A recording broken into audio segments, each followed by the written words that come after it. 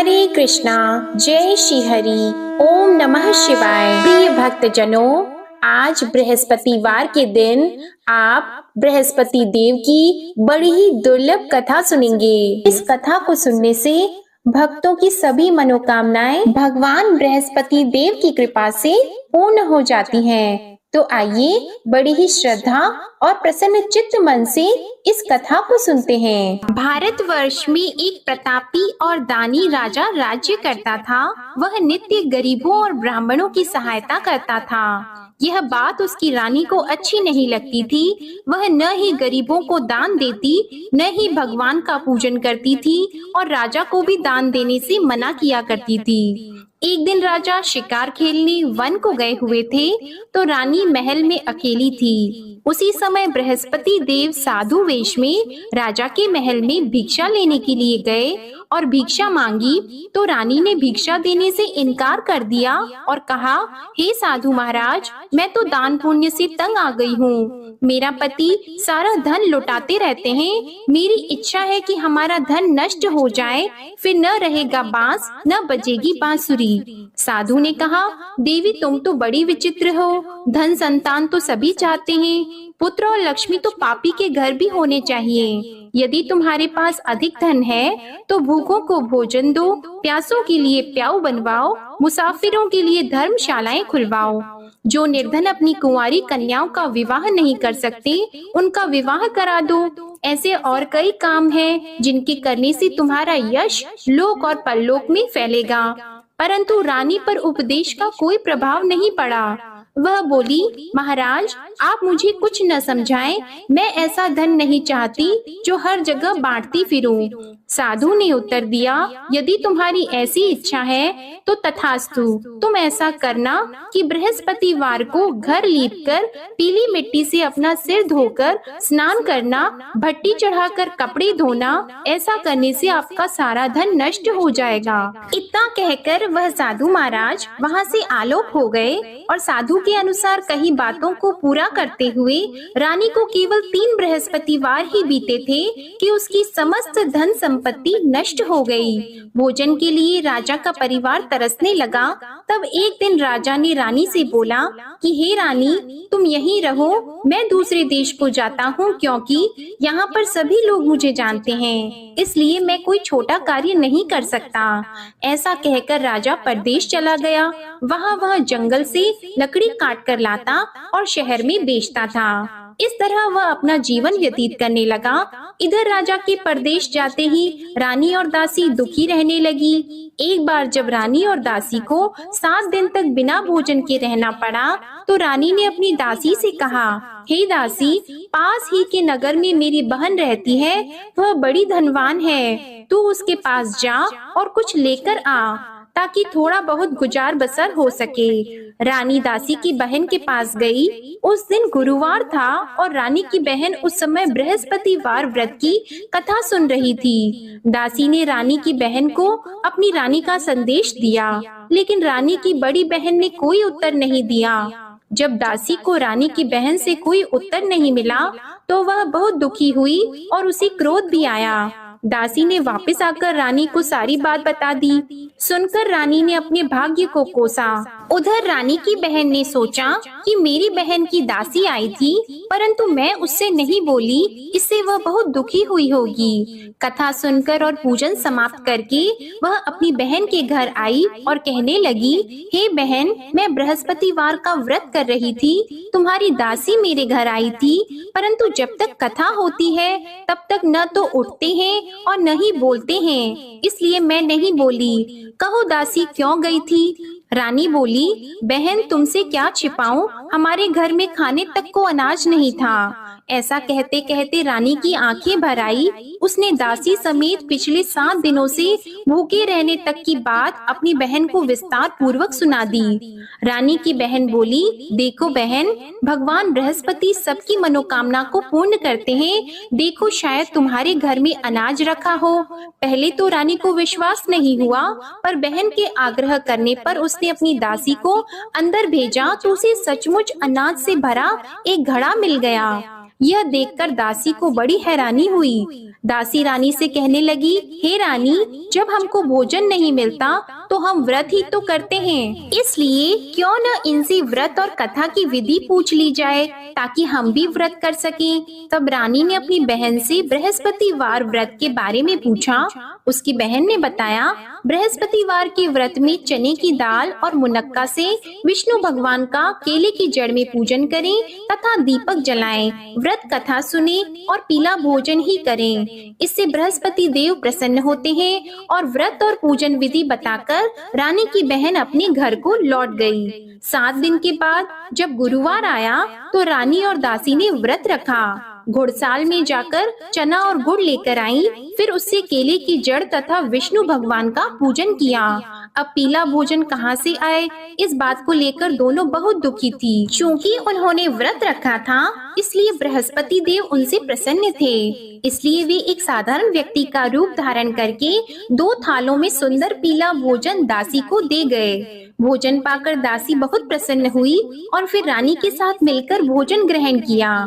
उसके बाद वे सभी गुरुवार को व्रत और पूजन करने लगी। बृहस्पति भगवान की कृपा से उनके पास फिर से धन संपत्ति आ गई, परंतु रानी फिर से पहले की तरह आलस्य करने लगी।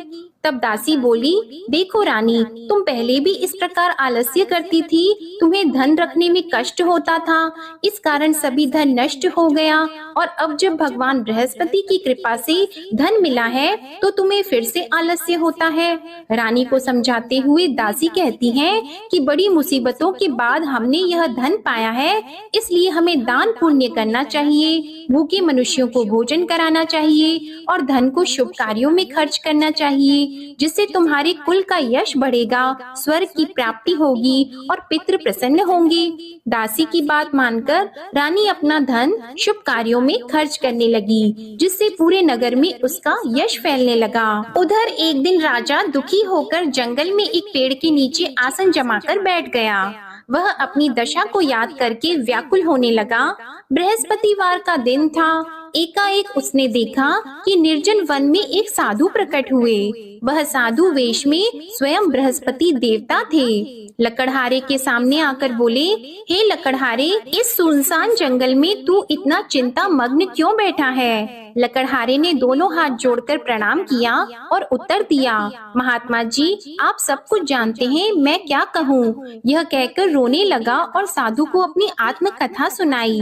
महात्मा जी ने कहा, तुम्हारी स्त्री ने बृहस्पतिवार के दिन बृहस्पति भगवान का निरादर किया है, जिसके कारण रुष्ट होकर उन्होंने तुम्हारी यह दशा कर दी। अब तुम चिंता को दूर करके मेरे कहने पर चलो तो तुम्हारे सब कष्ट दूर हो जाएंगे और भगवान पहले से भी अधिक संपत्ति देंगे। तुम बृहस्पति के दिन कथा किया करो, 2 पैसे के चने मुनक्का लाकर उसका प्रसाद बनाओ और शुद्ध जल से लोटे में शक्कर मिलाकर अमृत तैयार करो। कथा के पश्चात अपने सारे परिवार और सुनने वाले प्रेमियों में अमृत व प्रसाद को बांटकर खुद भी ग्रहण करो। ऐसा करने से भगवान तुम्हारी सब मनोकामनाएं पूरी करेंगे। साधु के ऐसे वचन सुनकर लकड़हारा बोला, हे प्रभु, मुझे लकड़ी बेचकर इतना पैसा नहीं मिलता जिससे भोजन के उपरांत कुछ बचा सकूं। मैंने रात्रि में अपनी स्त्री को व्याकुल देखा है, मेरे पास कुछ भी नहीं जिससे मैं उसकी खबर मंगा सकूं। साधु ने कहा, हे लकड़हारी, तुम किसी बात की चिंता मत करो। बृहस्पतिवार के दिन तुम रोजाना की तरह लकड़ियां लेकर शहर को जाओ। तुमको रोज से दुगुना धन प्राप्त होगा, जिससे तुम भली भांति भोजन कर लोगे और बृहस्पति देव की पूजा का सामान भी आ जाएगा। इतना कहकर साधु अंतर ध्यान हो गए।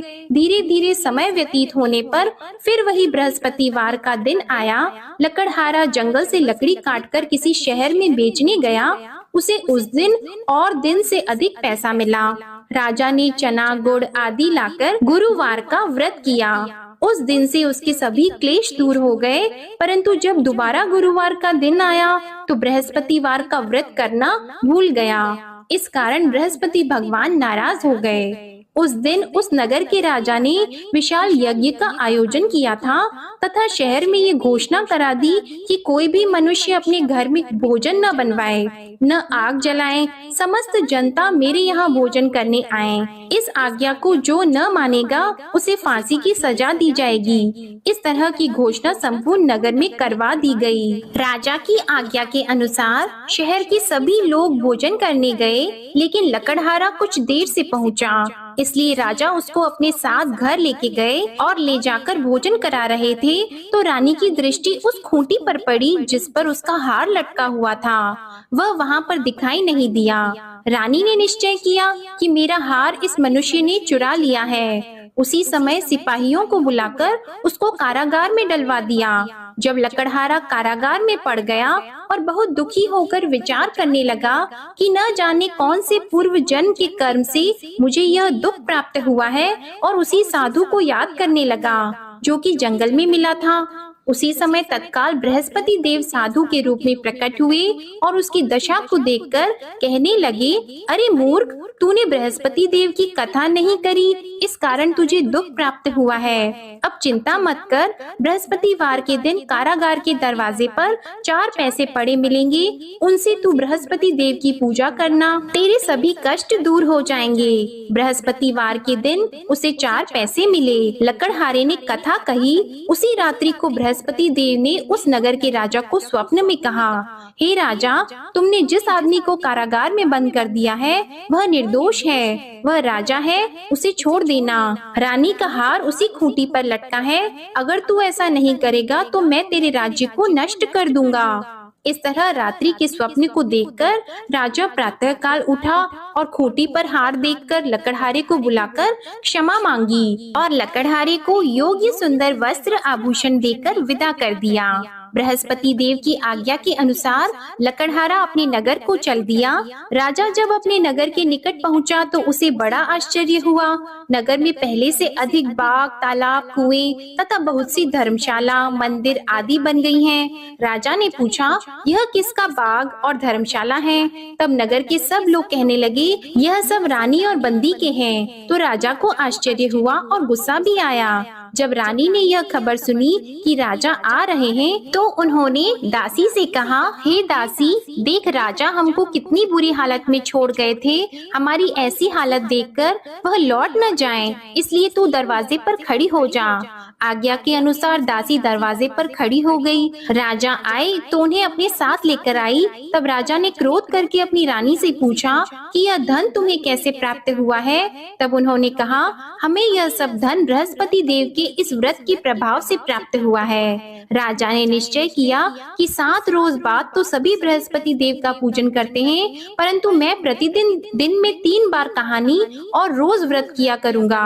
अब हर समय राजा के दुपट्टे में चने की दाल बंधी रहती और दिन में 3 बार कहानी कहते। एक रोज राजा ने विचार किया कि चलो अपनी बहन के यहाँ हो आवे। इस तरह निश्चय करके राजा घोड़े पर सवार होकर अपनी बहन के यहाँ को चलने लगा। मार्ग में उसने देखा कि कुछ आदमी एक मुर्दे को लिए जा रहे हैं। उन्हें रोककर राजा कहने लगा, अरे भाइयों, मेरी बृहस्पति देव की कथा सुन लो। वे बोले, लो हमारा तो आदमी मर गया है, इसको अपनी कथा की पड़ी है। परंतु कुछ आदमी बोले, अच्छा कहो, हम तुम्हारी कथा भी सुनेंगे। राजा ने दाल निकाली और जब कथा आधी हुई थी कि मुर्दा हिलने लग गया, और जब कथा समाप्त हो गई तो राम राम करके मनुष्य उठकर खड़ा हो गया। आगे मार्ग में उसे एक किसान खेत में हल चलाता मिला तो राजा ने उसे देखकर बोला, अरे भैया, तुम मेरी बृहस्पतिवार की कथा सुन लो। किसान बोला, जब तक मैं तेरी कथा सुनूंगा तब तक 4 हरैया जोत लूंगा, जा अपनी कथा किसी और को सुनाना। इस तरह राजा आगे चलने लगा। राजा के हटते ही बैल पछाड़ खाकर गिर गए और किसान के पेट में बड़ी जोर का दर्द होने लगा। उस समय उसकी माँ रोटी लेकर आई और उसने जब यह देखा तो अपने पुत्र से सब हाल पूछा और बेटे ने सभी हाल कह दिया। तो बुढ़िया दौड़ी दौड़ी उस घुड़सवार के पास गई और उससे बोली कि मैं तेरी कथा सुनूंगी, तू अपनी कथा मेरे खेत पर चलकर ही कहना। राजा ने बुढ़िया के खेत पर जाकर कथा कही, जिसके सुनते ही वह बैल उठकर खड़े हुए तथा किसान के पेट का दर्द भी बंद हो गया। राजा अपनी बहन के घर पहुंचा बहन ने भाई की खूब मेहमानी की। दूसरे रोज प्रातः काल राजा जगा तो वह देखने लगा कि सब लोग भोजन कर रहे हैं। राजा ने अपनी बहन से कहा, ऐसा कोई मनुष्य है जिसने भोजन नहीं किया हो? मेरे बृहस्पतिवार की कथा सुन ले। बहन बोली, हे भैया, यह देश ऐसा है कि पहले यहाँ लोग भोजन करते हैं, बाद में अन्य काम करते हैं। अगर कोई पड़ोस में हो तो देख आऊं। वह ऐसा कहकर देखने चली गई, परंतु उसे कोई ऐसा व्यक्ति नहीं मिला जिसने भोजन न किया हो। अतः वह एक कुम्हार के घर गई जिसका लड़का बीमार था। उसे मालूम हुआ कि उनके यहाँ 3 रोज से किसी ने भोजन नहीं किया है। रानी ने अपने भाई की कथा सुनने के लिए कुम्हार से कहा। वह तैयार हो गया। राजा ने जाकर बृहस्पतिवार की कथा कही, जिसको सुनकर उसका लड़का ठीक हो गया। अब तो राजा की प्रशंसा होने लगी। एक रोज राजा ने अपनी बहन से कहा कि हे बहन, हम अपने घर को जाएंगे, तुम भी तैयार हो जाओ। राजा की बहन ने अपनी सास से कहा तो सास ने कहा, हाँ चली जा, परंतु अपने लड़कों को मत ले जाना, क्योंकि तेरे भाई की कोई औलाद नहीं है। बहन ने अपने भैया से कहा, हे भैया, मैं तो चलूंगी पर कोई बालक नहीं चलेगा। तो राजा बोला, जब कोई बालक नहीं चलेगा तब तुम ही क्या करोगी? बड़े दुखी मन से राजा अपने नगर को लौट आया। राजा ने अपनी रानी से कहा, हम निर्वंशी हैं, हमारा मुंह देखने का धर्म नहीं है और कुछ भोजन आदि नहीं किया है। रानी बोली, हे प्रभु, बृहस्पति देव ने हमें सब कुछ दिया है, वह हमें औलाद अवश्य देंगे। उसी रात को बृहस्पति देव ने राजा से स्वप्न में कहा, हे राजा उठो, सभी सोच त्याग दो, तेरी रानी गर्भ से है। राजा को यह बात सुनकर बड़ी खुशी हुई। 9वें महीने में उसके गर्भ से एक सुंदर पुत्र पैदा हुआ। तब राजा बोला, हे रानी, स्त्री बिना भोजन के रह सकती है, पर बिना कहे नहीं रह सकती। जब मेरी बहन आएगी तुम उससे कुछ मत कहना। रानी ने सुनकर हाँ कर दिया। जब राजा की बहन ने यह शुभ समाचार सुना तो वह बहुत खुश हुई और बधाई लेकर अपने भाई के यहाँ आई। तभी रानी ने कहा, घोड़ा चढ़कर तो नहीं आई है, गधा चढ़कर आई है। राजा की बहन बोली, भाभी, मैं इस प्रकार न कहती तो तुम्हें औलाद कैसे मिलती? बृहस्पति देव ऐसे ही हैं, जैसी जिसके मन में कामनाएं हैं सभी को पूर्ण करते हैं। जो सद्भावना पूर्वक बृहस्पतिवार का व्रत करता है एवं कथा पढ़ता है अथवा सुनता है, दूसरों को सुनाता है, बृहस्पति देव उनकी सभी मनोकामनाएं पूर्ण करते हैं। प्रेम से बोलिए बृहस्पति देव की जय। अब सुनिए विष्णु चालीसा का पाठ। विष्णु सुनिए विनय सेवक की चित लाए, कीरत कुछ वर्णन करो दीजिए ज्ञान बताए। नमो विष्णु भगवान खरारी, कष्ट नशावन अखिल बिहारी। प्रबल जगत में शक्ति तुम्हारी, त्रिभुवन फैल रही उजियारी। सुंदर रूप मनोहर सूरत, सरल स्वभाव मोहनी मूरत। तन पर पीतांबर अति सोहत, बैजंती माला मन मोहत। शंख चक्र कर गदा विराजे, देखत दैत्य असुर दल भाजे। सत्य धर्म मद लोभन गाजे, काम क्रोध मद लोभन छाजे। संत भक्त सज्जन मन रंजन, धनुज असुर दुष्टन दल गंजन। सुख उपजाए कष्ट सब भंजन, दोष मिटाय करत जन सज्जन।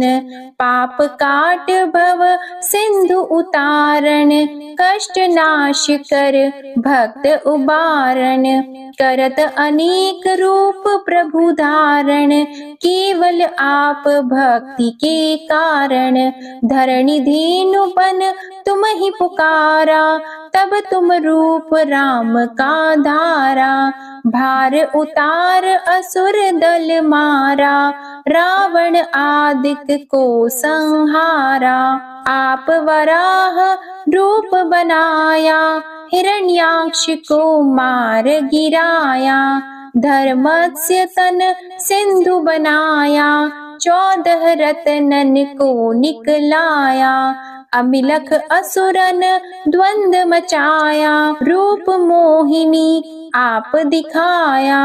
देवों को अमृत पान कराया, असुरन को छवि से बहलाया।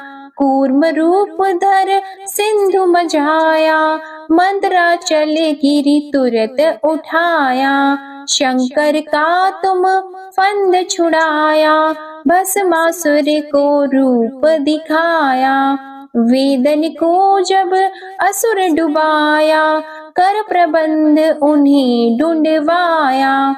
मोहित बन कर खल ही नचाया, उस ही कर से भस्म कराया। असुर जलंधर अति बलदाई, शंकर से उनकी न लड़ाई। हार पार शिव सकल बनाई, कीन सती से छल खल जाई। सुमिरन कीन तुम्हें शिव रानी, बतलाई सब विपत कहानी। तब तुम बने मुनीश्वर ज्ञानी, वृंदा की सब सुरति भुलानी। देख तीन धनुज शैतानी, वृंदा आए तुम्हें लपटानी। हो स्पर्श धर्म क्षति मानी, हना असुर उर शिव शैतानी। तुमने ध्रुव प्रहलाद उबारे, हिरणाकुश आदिक खल मारे। गणिका और अजामिल तारे, बहुत भक्त भव सिंधु उतारे। हरहु सकल संताप हमारे, कृपा करहु हरि सिरजनहारे। देखहु मैं निज दर्श तुम्हारे, दीप बंधु भक्तन हितकारे। चाहता आपका सेवक दर्शन, करहु दया अपनी मधुसूदन। जानो नहीं योग्य जब पूजन, होय यज्ञ स्तुति अनुमोदन। शील दया संतोष सुलक्षण, विदित नहीं व्रत बोध विलक्षण। करहु आपका किस विधि पूजन, कुमति विलोक होत दुख भीषण। करहु प्रणाम कौन विधि सुमिरन, कौन भांति मैं करहु समर्पण। सुर मुनि करत सदा सेवकाई, हर्षित रहत परम गति पाई। दीन दुखिन पर सदा सहाई, निज जन जान लेव अपनाई। पाप दोष संताप नशाओ, भव बंधन से मुक्त कराओ। सुत संपत्ति दे सुख उपजाओ, निज चरणन का दास बनाओ। निगम सदा ये विनय सुनावे, पढ़े सुने सो जन सुख पावे। ओम श्री विष्णवे नमः। अब आप भगवान बृहस्पति देव की आरती श्रवण कीजिए। ओम जय बृहस्पति देवा, ओम जय बृहस्पति देवा। छिन्न छिन्न भोग लगाओ, कदली फल मेवा। ओम जय बृहस्पति देवा। तुम पूर्ण परमात्मा, तुम अंतर्यामी। जगत पिता जगदीश्वर, तुम सबके स्वामी। ओम जय बृहस्पति देवा। चरणामृत निज निर्मल, सब पातक हरता। सकल मनोरथ दायक, कृपा करो भरता। ओम जय बृहस्पति देवा। तन मन धन अर्पण कर, जो जन शरण पड़े। प्रभु प्रकट तब होकर, आकर द्वार खड़े। ओम जय बृहस्पति देवा। दीन दयाल दयानिधि, भक्तन हितकारी। पाप दोष सब हरता, भव बंधन हारी। ओम जय बृहस्पति देवा। सकल मनोरथ दायक, सब संशय तारो। विषय विकार मिटाओ, संतन सुखकारी। ओम जय बृहस्पति देवा। जो कोई आरती तेरी, प्रेम सहित गावे। ज्येष्ठानंद बंद सो सो निश्चय ही पावे। ओम जय बृहस्पति देवा। ओम जय बृहस्पति देवा। प्रेम से बोलिए भगवान बृहस्पति देव की जय। बोलिए भगवान श्री लक्ष्मी नारायण जी की जय। आपको आज की कथा पसंद आए, आरती पसंद आए तो वीडियो को लाइक कीजिएगा, शेयर कीजिएगा, कमेंट में भगवान बृहस्पति देव जी की जय लिखिएगा और हमारे चैनल को भी सब्सक्राइब कीजिएगा। इसी के साथ आप हमारे चैनल पर फाल्गुन मास महात्म्य की कथाओं को भी जरूर सुनिएगा। प्रेम से बोलिए बृहस्पति देव की जय।